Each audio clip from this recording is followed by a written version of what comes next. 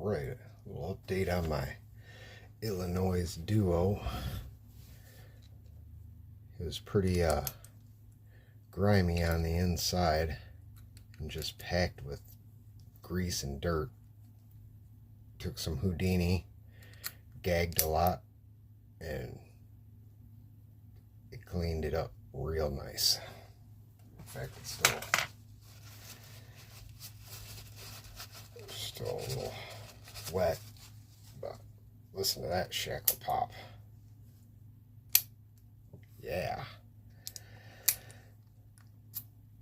So I'm gonna try and figure out how to pick this.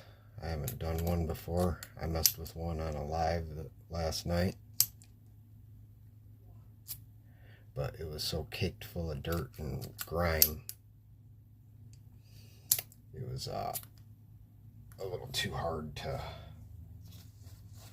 really get any feedback or anything. So that's what I'm going to be doing, is trying to learn how to pick this Illinois Duo. Pretty little pickup for $2 at the flea market. Alrighty, see you guys later.